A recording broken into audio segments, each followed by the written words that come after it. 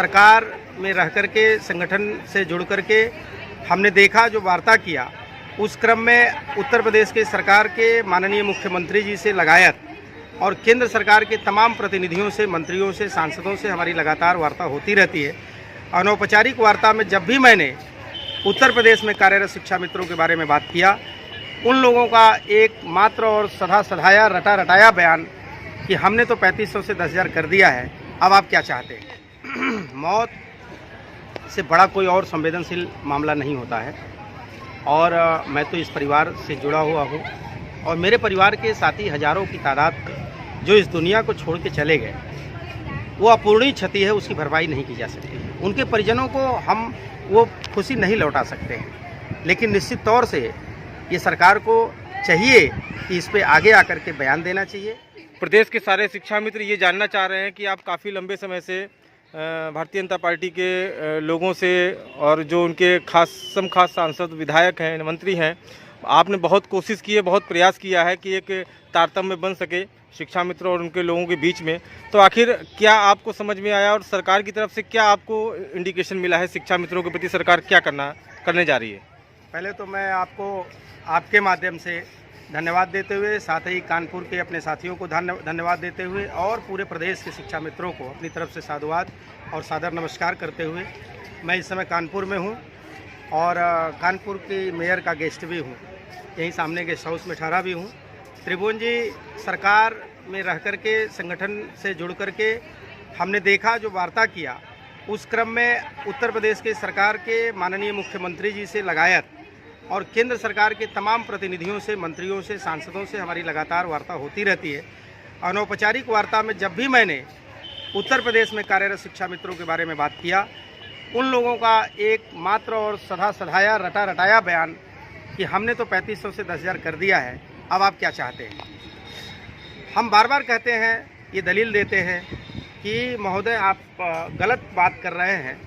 हम 35,000, 40,000, 50,000 के वेतन पाने वाले लोगों को 10,000 रुपये किया गया है। 3500 जो था वो कुछ छूटे हुए साथियों का वेतन था।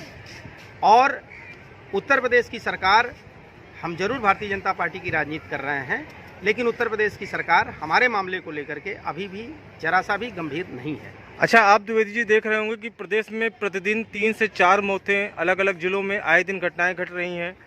अवसाद से लोग मर रहे हैं, हृदयाघात से मर रहे हैं, तमाम सारी समस्याएं हैं। इस उम्र के इस पड़ाव में आकर के परिवार का खर्च चलाना जहाँ एक और मुश्किल है, वहीं पर इस तनाव भरी ज़िंदगी में जो 10,000 रुपये की नौकरी कर रहे हैं, तो आप इन मौतों को किस नज़रिए से देखते हैं और सरकार से क्या कहना चाह रहे हैं आप? देखिए, मौत से बड़ा कोई और संवेदनशील मामला नहीं होता है और मैं तो इस परिवार से जुड़ा हुआ हूँ और मेरे परिवार के साथी हजारों की तादाद जो इस दुनिया को छोड़ के चले गए, वो अपूर्णीय क्षति है, उसकी भरपाई नहीं की जा सकती। उनके परिजनों को हम वो खुशी नहीं लौटा सकते हैं, लेकिन निश्चित तौर से ये सरकार को चाहिए कि इस पे आगे आकर के बयान देना चाहिए और उनके परिवार के भरण पोषण की व्यवस्था करनी चाहिए।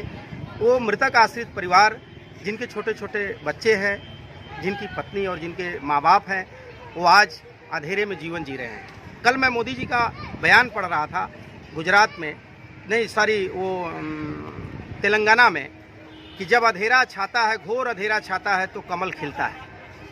मैं आपके माध्यम से ये बात माननीय मोदी जी तक कहना चाहता हूँ कि शिक्षा मित्रों के जीवन में अंधेरा छा चुका है, घोर अंधेरा छा चुका है और मैं अपील करना चाहता हूँ, उनसे निवेदन करना चाहता हूँ कि कमल रूपी जो उनका आशीर्वाद है वो कब खिलेगा, मैं इसकी आशा और उम्मीद लगा के बैठा हूँ और मांग करता हूँ कि माननीय मोदी जी, आप भी अपने उस बयान को याद करिए, जब काशी के सांसद की हैसियत से शिक्षा मित्रों के ऊपर जब बवाल आया था, हमारे हजारों की तादाद में DLW के प्रांगण में जब शिक्षा मित्रों ने आवाज़ उठाया था, तो आपने बहुत ही मजबूती के साथ आश्वासन दिया था कि उत्तर प्रदेश में हमारी सरकार आने दो और हम उत्तर प्रदेश के तत्कालीन मुख्यमंत्री से भी वार्ता करेंगे।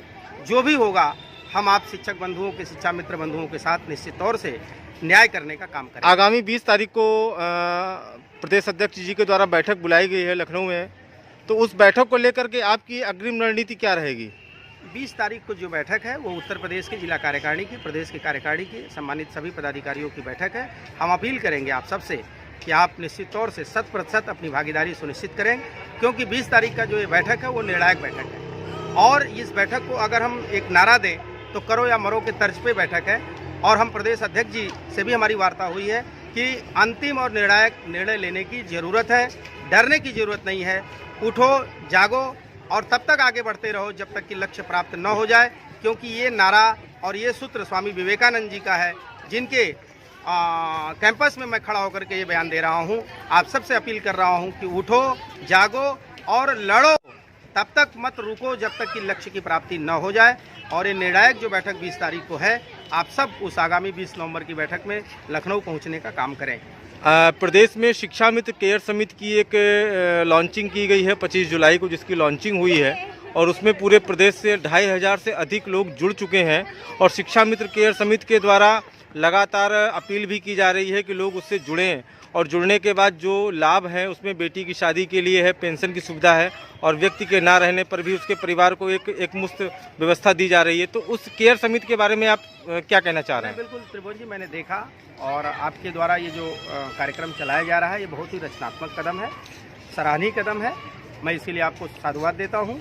और निश्चित तौर से अगर आपके भविष्य से वो जुड़ करके आपको लाभान्वित करने का काम शिक्षा मित्र केयर समिति अगर कर रहा है तो आपको जुड़ना चाहिए। हमने देखा, आपने मुझे बताया, मैंने उसको देखा कि अगर किसी की मृत्यु हो जाती है तो आप जितने मेम्बरान्स हैं वो 50 रुपया मिनिमम, उससे ज़्यादा अगर वो जितना भी धनराशि देना चाहते हैं तो निश्चित तौर से दे रहे हैं। ये बहुत ही सराहनीय कदम है, प्रशंसनीय कदम है और इसमें कोई बुराई नहीं है। आप सबको जोड़ करके शिक्षा मित्र केयर समिति जो बनी हुई है उसका लाभ लेना चाहिए और एक दूसरे को लाभ देना चाहिए। आप प्रदेश के शिक्षा मित्रों को क्या संदेश देना चाहते हैं शिक्षा मित्र केयर समिति के संबंध में? और शिक्षा मित्र केयर जो उनसे अपील करना चाहते हैं, मैं ये चाहता हूं कि आप उससे तो जुड़े ही जुड़े, लेकिन आप अपने भविष्य को लेकर के सजग हो जाए, सचेत हो जाए, उठ जाएं। और जो सोए हुए हैं उनसे मैं ज़्यादातर अनुरोध करना चाहता हूं कि आप डरो नहीं, कोई भी सरकार हो, आप ये लोकतंत्र में आपकी आवाज़ को बहुत दिनों तक नहीं दबाया जा सकता है। और मैं भारतीय जनता पार्टी की राजनीति में भी हूँ, मैं एक जिम्मेवारी भी संभालता हूँ। बावजूद इसके मैं आप सबसे कह रहा हूँ, मैं भी प्रयास कर रहा हूँ, उत्तर प्रदेश से लेकर देश की जो सरकारों में जिम्मेदार लोग हैं, बैठे लोग हैं, उनसे भी मेरी वार्ता होती है। आदरणीय द्विवेदी जी, एक कठिन सवाल है, यदि आपको कमान आपके हाथ में सौंप दी जाए तो आपका व्यक्तिगत निर्णय क्या होगा शिक्षा मित्रों के हित के लिए? हाँ देखिए त्रिभुवन जी, मैं इस पर नहीं कुछ अभी कमेंट करूंगा, लेकिन इतना जरूर कहूंगा कि मेरे प्रदेश अध्यक्ष के नेतृत्व में जो भी संगठन काम कर रहा है और जो भी निर्णय लेगा मैं उसके साथ खड़ा हूं। कहीं भी हिचकने वाला, डरने वाला नहीं हूं। शिक्षा मित्रों के हक के लिए, उनके हित के लिए, उनके न्याय के लिए, अपने अंतिम सांस तक लड़ाई लड़ने के लिए मैं कटिबद्ध हूँ और आपको वचन देता हूं। बहुत बहुत धन्यवाद आपका। आप श्री राम द्विवेदी जी से प्रांतीय संगठन मंत्री और उनके मित्र भी हैं और भी लोग हैं।